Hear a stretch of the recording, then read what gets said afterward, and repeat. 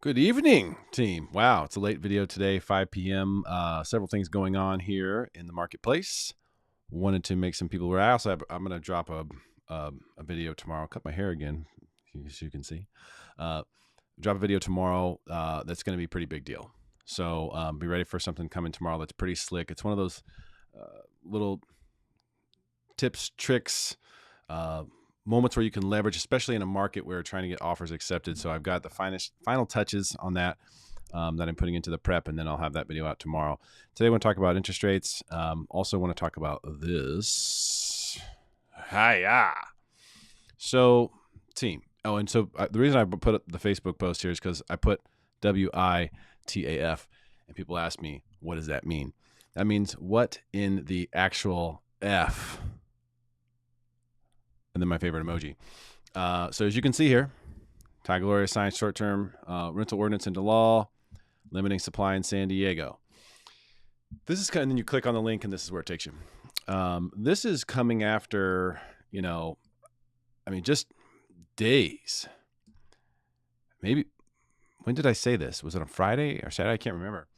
A buddy of mine has a $2 million house in Encinitas. He's getting $10,000 a month to AirBNB, and I don't know if this is going to be just city of San Diego or if this will spill over. Because we know, like Del Mar, for example, already has their own rules.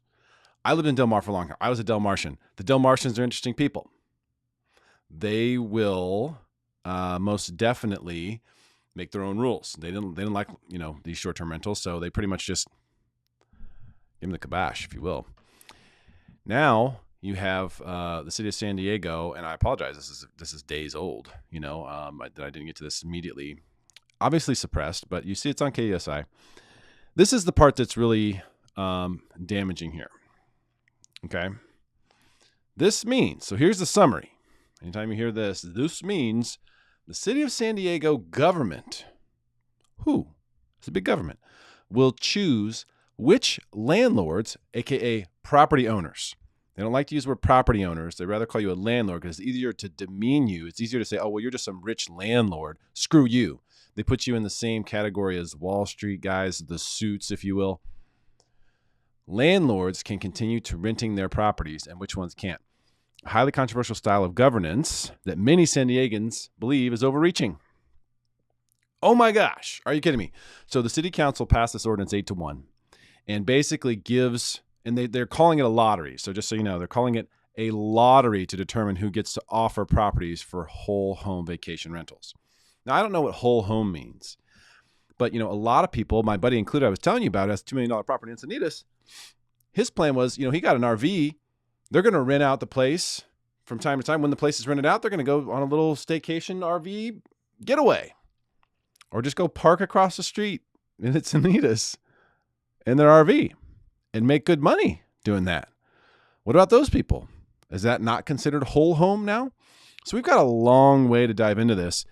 People are concerned, obviously, that this is going to somehow impact real estate values, that this is going to somehow slow the market down, that this will be a loss, be an L for property investors and the average property investor. There's a lot of people who've bought properties with this in mind. I don't know how they're going to enforce this. I just know this. The hotel industry is behind it, obviously. They finally bribed the right person or whatever, because this thing has been around for a long time. Remember, it was originally passed, they were going to get rid of it, and then it got kind of put on the back burner, and then it really set up any enforcement. And I think that was 2019. And then now here we finally have an ordinance, which is different than what the previous, I think it was legislation that was involved. I don't know too much about what happened originally, other than that it passed in the city of San Diego. Now we have this, and this is when they do an ordinance. That's one of these things that's like directly, enforceable by the police. It's sort of like a noise violation. Like if you have a noise violation, the police will come. They'll write you a ticket. If you don't stop, they can do other things. It's going to be sort of like that. So San Diego Police, SDPD, will be enforcing this, I imagine. And will this affect the San Diego real estate market? Probably not.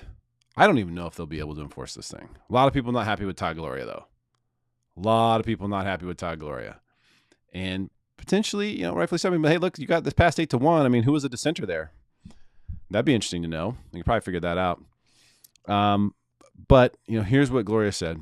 These regulations should have been put in place long ago, he says, because the government should definitely get to decide who can rent out their own property. Thanks to the leadership of Council President Jennifer Campbell, who worked closely with me to get the job done, San Diego finally has a clear set of rules governing short-term vacation rentals. Now the work turns to thoughtful implementation, faithful enforcement, and careful monitoring to enhance the quality of life in our neighborhoods. Quality of life in our neighborhoods is what it's about.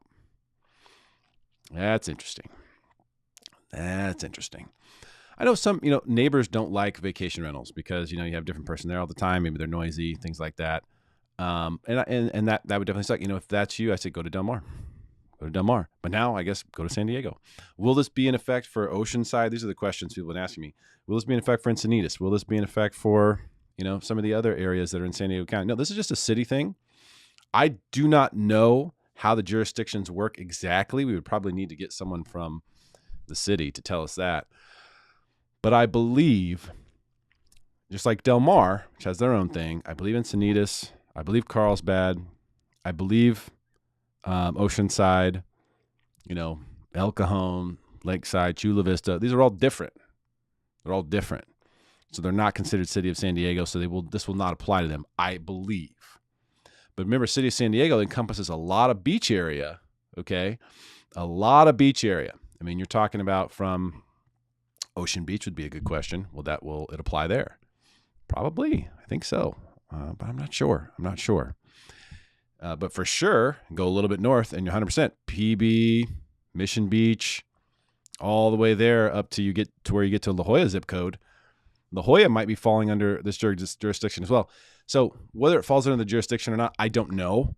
But it depends. Like certain areas might be incorporated like La Jolla, but then they defer their policing and firefighting and stuff like that to the city of San Diego because they don't have enough resources to put that together. And so different things work in different places in different ways. So I'm not sure where this is going to be effective. We're going to have a lot more about this coming up soon. But just want to let people know because if you are buying a property with the idea of Airbnb-ing it, that may no longer be something that you can do. Or at least that you can have confidence in being able to do.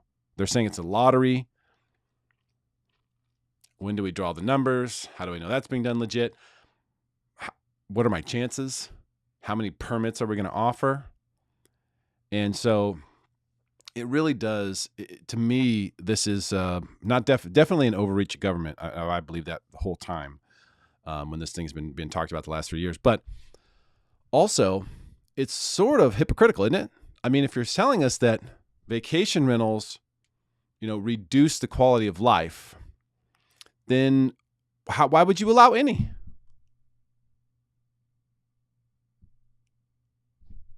You know what I'm saying? If it's the case that this is such a bad thing, then why would you allow any of it at all? Well, we just don't want it to get out of control. What do you mean? What do you mean get out of control? If there's a demand, allow people to do it. Staying at hotels suck. Most hotels stink. I don't mean smell-wise. I mean, they're just not a great experience. It doesn't feel good. People are choosing for Airbnbs because it's a home away from home. A hotel, it feels like you're in a prison almost. And there's some of them are nice. They have nice stuff. But it's not the same. It's not the same as staying in Airbnb. And as someone who stayed at a lot of Airbnbs, I got to tell you, I definitely prefer it. So we'll see. We will see. Thank you, Bobby. Appreciate it. Give me some love. Bobby Martins. I would love to hear his opinion on this. Yeah, that's a good question, Kathy. Are current short-term rental owners going to be grandfathered in? I think I'm in the way of most of that question. Doesn't look like it. Yeah, it doesn't. Unfortunately, it doesn't look like it. And I don't know. I really don't know. I don't know what to say about this. Really, really don't. But I could tell you that it's not fun. And it feels wrong. I can tell you all that. Now, I don't have a link to the bill. I don't have. I agree. Yeah. So Bobby jumps in. He says, won't have a huge effect on the market. So that's why I want to know what his opinion was. So he did give it to us there. Thank you for commenting, guys. Appreciate it. Ethan's got to throw in the the crypto. Doji going to the moon. I think, just real quick, Dogecoin. I mean, I think that is the actual like pyramid scheme that everyone thinks Bitcoin is. Dogecoin is actually that. You could still make money, but I would tread lightly there. Yeah, I'm with you on that one, Bobby. So too many rules. Here's the problem with rules and laws. If you keep making more new ones, eventually, how big is the book of laws? And they track this stuff, on the federal level with the United States government. They added, I think last year, like 70,000 pages to the law. I mean, you can't do that every year. I mean, who knows what the actual laws are? You get to a point where there's so much, you don't know what's what. And, not that this is necessarily on the tipping point for that, but it's certainly headed in that direction. I mean, too much of this, what's next?